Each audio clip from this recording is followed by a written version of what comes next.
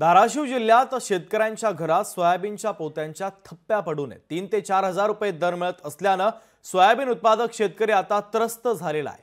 अनेक संकटांमधून मार्ग काढत पदरी पडलेलं सोयाबीन योग्य बाजारभाव मिळत नसल्याने घरातच पडू नये। त्यामुळे आता शेतकऱ्यांचं अर्थकारण संकटात सापडलंय।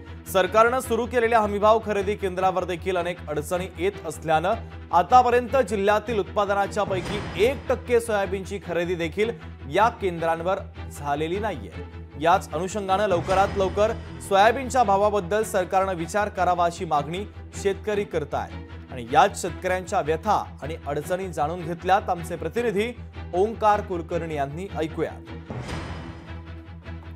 यंदा सोयाबीनला चांगला भाव नसल्यामुळे शेतकऱ्यांनी आपलं जे सोयाबीन आहे ते कुठेतरी अशा पद्धतीने आता घरामध्ये थाप्या लावून ठेवलेलं आपल्याला पाहायला मिळतंय।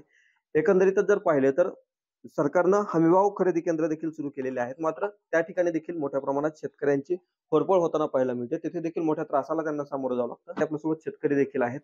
मला सांगा, सोयाबीन आता घरात पडून राहिलेलं आहे, पूर्ण वर्षभराचं अर्थकारण जे असतं ते सोयाबीनवर कुठेतरी आपल्या जिल्ह्यातलं अवलंबून असलेलं पाहायला मिळतं। कसं पाहताय तुम्ही? आता वास्तविक पाहिलं तर तुम्हाला सांगतो, आमच्या शेतकऱ्याचं जीवन हे पूर्ण शेतीवर अवलंबून आहे। आणि ह्या वर्षी तुम्हाला सांगतो बऱ्याच प्रमाणामध्ये पाऊस जास्त झाल्यामुळे अतिवृष्टी झालेली आहे। त्याच्यामध्ये आम्ही सोयाबीनचं पीक घेतलेलं, त्या सोयाबीनच्या पिकामध्ये तुम्हाला सांगतो आमचं पीक तर आमच्या हाती लागलं नाही, पण कसं तरी पुन्हा तुम्हाला सांगतो हे असं थोडं आमच्या हाती लागलंय, तर त्याची सुद्धा अशी दुर्दशा ह्या नवीन आलेल्या सरकारनं आमची केलेली आहे। तुम्हाला सांगतो हमी भावाचा ह्यांनी फक्त आम्ही हमी भाव देऊ त्याची घोषणा केली, परंतु त्याचं काही सुद्धा पत्रक आणखीन आम्हाला तुम्हाला सांगतो मिळालेलं। ह्या उद्याच्या अधिवेशनामध्ये ह्या सरकारनं शेतकऱ्याच्या बाबतीमध्ये काहीतरी एक ठोस निर्णय घेतला पाहिजे आणि शेतकऱ्याच्या शेतीमालाला हमी भावाशिवाय जर कोणी कमी खरेदी करत असेल तर त्याला कठोर कारवाई, त्याच्यावर तुम्हाला सांगतो दंडात्मकच कारवाई केली पाहिजे। तर मापच जर 4 आणि 5 शेतकऱ्याचं होत असेल तर हजारो शेतकऱ्याचा एकाच हमी भाव केंद्रावर खरेदी करणं माल शक्य नाही।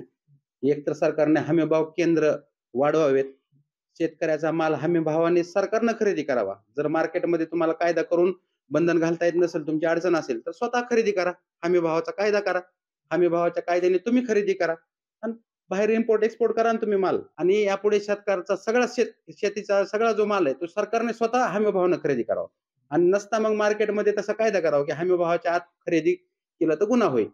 नक्कीच या ठिकाणी जर पाहिलं तर सोयाबीन जो विक्री ज्यावेळी केलं जातं त्याचा जो काही हमी भावाचा कायदा आहे तो कुठेतरी अस्तित्वात आणावा अशी जी मागणी आहे ती कुठेतरी शेतकरी करताना पाहायला मिळते। ओंकार कुलकर्णी, लोकशाही मराठी, धाराशिव। लोकशाही मराठी ऐका, पहा, जागरूक रहा।